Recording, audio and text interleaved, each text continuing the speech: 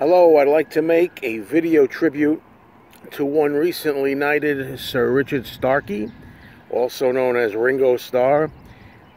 I think something a lot of people aren't really realizing is that 2018 marks a 30-year anniversary for Ringo. It's 30 years ago this year, back in 1988, that Ringo Starr decided to check himself in, along with his wife Barbara, to a Tucson, Arizona clinic to, detox, start a new life, become completely sober. And I wouldn't be making this video and being open about this if it wasn't for the fact that Ringo himself has always talked about this topic, or at least he did at quite a length back when it happened, back when he was announcing his first all-star band tour. Ringo made it clear back then in 1989 and in the years to follow, in the early 90s, that he had a problem, probably from childhood, most of his life. Said that, at times he couldn't even remember playing concerts sometimes with the Beatles because of an alcohol problem. And it's hard now to imagine there was a time when Ringo would actually go on talk shows, maybe kind of inebriated, and also trying to hide it, and often successful at it, sometimes not. We won't talk about the particular shows here on the video where you can see. But it's really hard to believe that the same Ringo that we see now, looking so fantastic, looking so healthy and so well and so youthful and exuberant and all the rest of it, who's going to be 78 years old, or should I say young, this year, actually started out with a difficult time for many decades. And it wasn't until his very late 40s, almost 50, that he decided to clean up his act, as they say.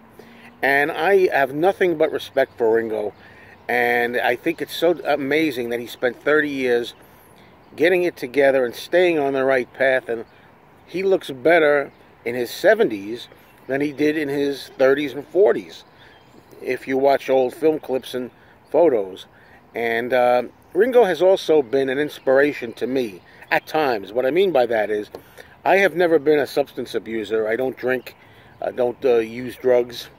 But however, I do eat, a little more at times than should. And there have been times in my life where I've used Ringo's philosophy and trying to get himself together and trying to be completely well and detoxed to really inspire me. And presently, as I make this video, I am presently motivated again by Ringo. So thanks, Ringo, for that too. It's amazing to me. Ringo said back in 1989, when he decided to do his first tour with the All-Star Band, which is still going on now in 2018, amazing. You're talking about almost 30 years later. And he said he was just doing a lot of nothing, really. He was just hanging around on talk shows. He was doing commercials, Japanese TV commercials, wine cooler commercials. He was involved in any kind of really work that he could do.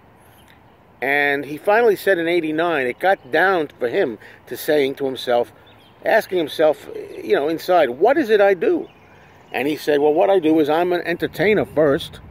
That's what I set out to do, to play drums and to play with every band I could think of. And he loves being part of a group and a band, playing with other great musicians. And that's what started the idea of the All-Star Band for Ringo. It's just an amazing example of somebody that pulled himself up, got it together, and is still going strong today. And I would love to meet Ringo one day, and maybe we could, if not shake hands, bump elbows, or do fist bumps or whatever it is that he's into these days. And say, thank you, Ringo, for the inspiration. Thanks for the great music. And thanks a lot for just being you and always providing a lot of fun and lightheartedness to an otherwise complicated life for most of us, for a little relief now and then. Cheers to you, my man. Keep up the good work.